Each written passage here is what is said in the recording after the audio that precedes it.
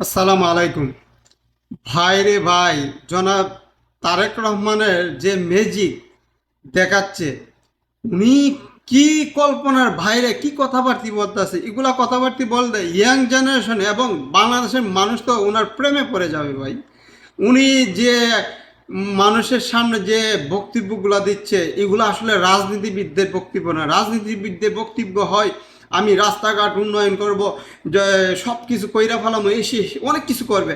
কিন্তু না, ওনার কথার মাঝে দেখবেন তো উনি আশ্বাস দিচ্ছে আস্তে আস্তে করবে এবং সিস্টেমেটিক করতে চাচ্ছে, যেটা বাইরের কালচারাল, বাইরের দেশে যেটা হয় আইন আছে, আইনের প্রয়োগ আছে এবং আস্তে আস্তে হবে, একদিনে কিছু করা সম্ভব না, উনি তাই দিচ্ছে।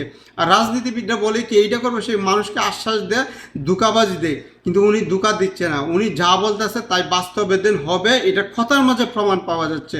আর ওনার কথার মাঝে দেখেন মাঠে ঘাটে যেখানে যাচ্ছে উনি কথা বললে যাইব কি ধরেন না, স্টেজের মাঝে আপনার দর্শক নিয়ে আসতেছে, ওনার কথা জানতেছে, ওনার ভিতরের ফিলিংসটা কি, কি করলে ভালো হবে এবং কি সমস্যা আছে, এগুলা তুলে ধরার শোনার চেষ্টা করতেছে। তো আজকে চট্টগ্রামে যে বক্তব্যটা দিছে লাইভ অনুষ্ঠানে আপনার দেখলাম, আপনার ইয়াং জেনারেশন স্টুডেন্টের সামনে, ভাই বাংলাদেশের প্রত্যেকটা সমস্যা সবাই তুলে ধরছে। উনার আইডি কার্ডটা যেন এত দ্রুত হয়েছে এটা তো আমাদের তুলে ধরছে, উনি আবার ফান করে অনেক কিছু বলছে এবং কি করতে হবে ভাই, এগুলা যদি উনি বাস্তবে করতে পারে, আমাদের দেশে আগামী 100 বছরে কোনো রাজনীতিবিদ আর জন্মাইব না রাজনীতি করার জন্য। কারণ উনার প্রেমে পড়ে যাবে, উনাকে ভালোবেসে বলবো বাবা তুমি দেশ চালাও, আমরা আর লাগবে না। কারণ কেন, উনার যে কথাবার্তি দেখলাম, উনার ভিতরে 100% সততা আছে করার জন্য। বিশ্বাস করেন ভাই, যারা প্রবাসে আছে তারা জানেন, প্রবাসে থাকতে থাকতে আমাদের দেশের কালচার আমরা ভুলে যাই। আমরা দেশে গিয়ে স্যার এদের সাথে মিশতে পারি না, মিথ্যা কথা আমরা বলতে পারি না, ধোঁকাবাজি করতে পারি না, যার কারণে দেশের মানুষের সাথে আমরা মিশতে পারি না। আমাদেরকে ওরা মনে করে কি আমরা পণ্ডিত বেশি, বুঝি বেশি, আসলে আমরা কালচার ভুলে গেছি।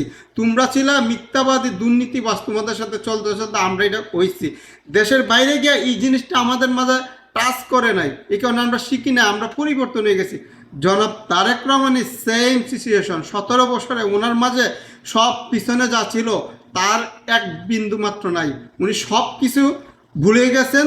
এবং দেশের ভিতরে দেন একটা সুশীল ভাব সবার মাঝে থাকতে হবে, সবার মাঝে দেন একটা আন্তরিকতা থাকতে হবে, সবার মাঝে দেন আপনার সবাই একসাথে মিলেমিশে ধর্ম বর্ণ ভাত দিয়া দেন চলতে হবে, ইনি এটাই চাচ্ছেন।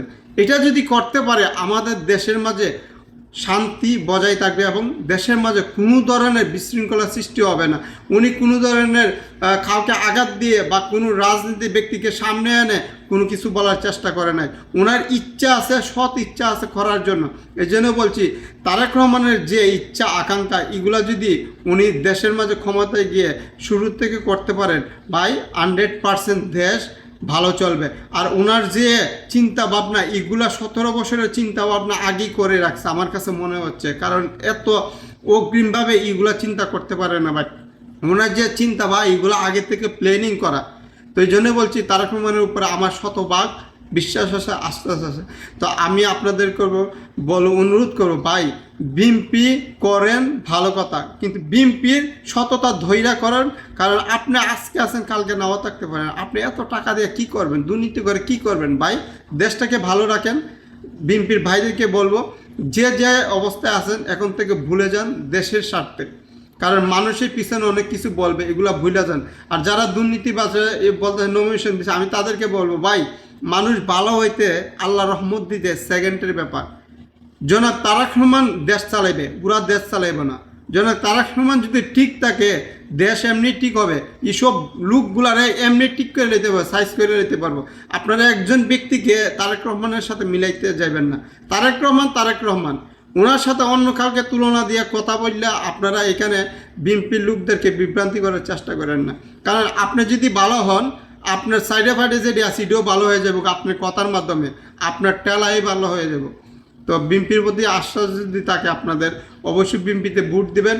আর বিএনপির ভাইদেরকে বলবো বেশি বেশি শেয়ার দিয়ে আপনার সবার মাঝে তারেক রহমানের বক্তব্যগুলো তুলে ধরবেন, তাহলে বুঝতে পারবে মানুষের মন মানসিকতা পরিবর্তন আসবে।